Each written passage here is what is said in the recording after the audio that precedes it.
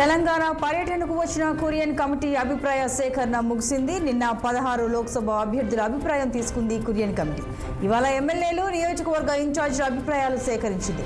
3 రోజుల పర్యటనలో 2 రోజులు ముగిశాయి. ఈ నెల 21న ఏఐసీసీకి రిపోర్ట్ ఇవ్వనుంది కురియన్ కమిటీ. మరింత సమాచారం మా ప్రతినిధి శ్రీనివాస్ అందిస్తారు. శ్రీనివాస్, పలువురు అభిప్రాయాలని కమిటీ సేకరించినట్టు సమాచారం, వివరాలు. సంతోషి, ఈరోజు ఏదైతే అసెంబ్లీ నియోజకవర్గాలకు సంబంధించిన అభ్యర్థుల్ని అంటే అసెంబ్లీ ఎన్నికల్లో పోటీ చేసిన అభ్యర్థులతో పాటు జిల్లా కాంగ్రెస్ పార్టీ అధ్యక్షులతో కురియన్ కమిటీ 2వ రోజు భేటీ అయింది. అయితే ఉదయం నుండి సాయంత్రం వరకు ఈ భేటీ జరిగింది. దాదాపుగా 55 మంది వరకు కూడా ఏదైతే అభ్యర్థులు నియోజకవర్గాలకు సంబంధించిన అభ్యర్థులతో పాటు అదేవిధంగా ఎమ్మెల్యేలతో భేటీ అయింది.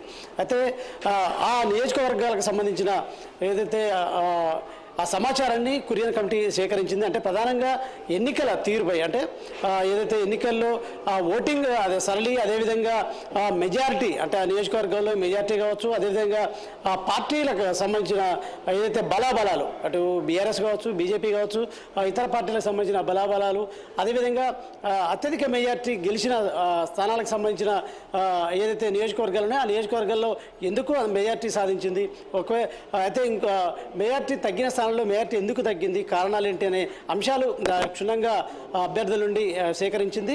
ఈ నేపథ్యంలో కూడా ఉదయం నుండి సాయంత్రం వరకు ఈ అభ్యర్థులతో కూడా భేటీ జరిగిందని చెప్పాలి. ప్రధానంగా ఈరోజు ఏదైతే నిన్న మొదటి రోజు పార్లమెంటు అభ్యర్థులతో పాటు అంటే పార్లమెంటు 17 నియోజకవర్గాలకు సంబంధించిన పార్లమెంటు అభ్యర్థులు, అంటే పార్లమెంట్ ఎన్నికల్లో పోటీ చేసిన అభ్యర్థులు, అదేవిధంగా గెలిచిన ఎంపీలు, వీళ్ళతో భేటీ అయింది. అయితే 17 పార్లమెంటు స్థానాలకు సంబంధించి గాను 16 మందితో భేటీ అయింది.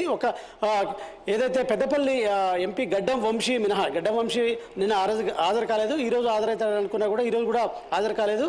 అయితే ఈరోజు మాత్రం ఈ ఏదైతే నియోజకవర్గాలకు సంబంధించిన ఎమ్మెల్యే అభ్యర్థులు, అదేవిధంగా జిల్లా కాంగ్రెస్ పార్టీ అధ్యక్షులతో పాటు, అంటే ఉమ్మడి 10 జిల్లాలకు సంబంధించిన కాంగ్రెస్ అభ్యర్థులతో అధ్యక్షులతో భేటీ అయిందని చెప్పాల్సి. ప్రధానంగా ఏదైతే అంటే ముఖ్యంగా ఈ మన ఎన్నికల్లో అంటే కొన్ని నియోజకవర్గాల్లో పార్టీ ఎందుకు బలహీనంగా ఉంది, అదేవిధంగా బీజేపీ ఎందుకు బలపడింది అనే అంశాలు కూడా అభ్యర్థుల్ని అడిగి తెలుసుకునే పరిస్థితి.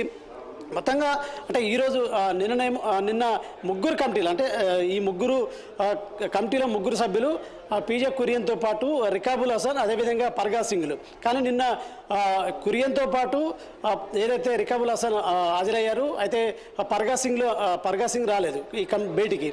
కానీ రాత్రి సమీప బంధువు చనిపోవడంతో కూడా ఏదైతే పీజే కురియన్ హుటాహుట్న కూడా రాత్రి కేరళ వెళ్ళిపోవడం జరిగింది. అయితే ఈరోజు పర్గా సింగ్, అదేవిధంగా ఏదైతే రికాబుల్ హసన్లు ఈరోజు భేటీలో పాల్గొన్నారు. సో ఈరోజు ఆ భేటీలో పాల్గొన్న అనంతరం ఈ సాయంత్రం తిరిగి వాళ్ళు వెళ్ళిపోయారు. అయితే దీనికి సంబంధించిన మొత్తం సేకరించిన ఈ పార్లమెంట్ ఎన్నికలతో పాటు ఎన్నికల సరళి, అదేవిధంగా ఇటు అసెంబ్లీకి సంబంధించిన ఎన్నికలకు సంబంధించిన సరళి, మరొక వైపు ఈ జిల్లా అధ్యక్షుల నుండి కూడా సేకరించిన వివరాలన్నింటినీ కూడా ఈ కమిటీ ఈ నెల 21న అధిష్టానానికి కూడా నివేదిక ఇస్తుందని కమిటీ సభ్యుడైన రికాబుల్ హసన్ చెప్పడం జరిగింది. సో మొత్తంగా ఈ 3 రోజుల పర్యటనలో భాగంగా 2 రోజులతోనే ఈ భేటీని ముగిసిందని చెప్పొచ్చు.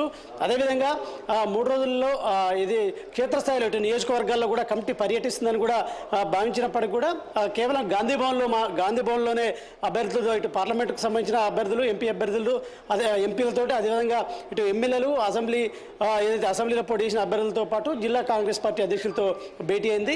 నియోజకవర్గాల్లో మాత్రం పర్యటించలేదు. కానీ 3వ రోజు కూడా పర్యటించాల్సి ఉండగా కూడా 2 రోజులతోటినే ఇది సంబంధించిన తెలంగాణ పర్యటన ముగించిందని చెప్పొచ్చు. ఎందుకంటే ప్రధానంగా ఈ కమిటీ ఉద్దేశం అంటే ఏదైతే ఎన్నికల్లో, ఇటు పార్లమెంట్ ఎన్నికల్లో దేశవ్యాప్తంగా కాంగ్రెస్ పార్టీ వైఫల్యాలకు సంబంధించిన ఈ నిజ నిర్ధారణ కమిటీని కాంగ్రెస్ హైకమాండ్ వేసింది. ఈ నేపథ్యంలో కూడా పలు రాష్ట్రాలతో పాటు తెలంగాణలో కూడా 3 రోజులు ఈ కమిటీ ఏదైతే పర్యటన సందర్భంగా కమిటీ తెలంగాణకు వచ్చింది.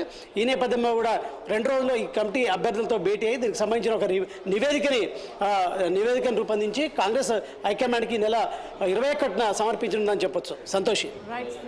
Thank you.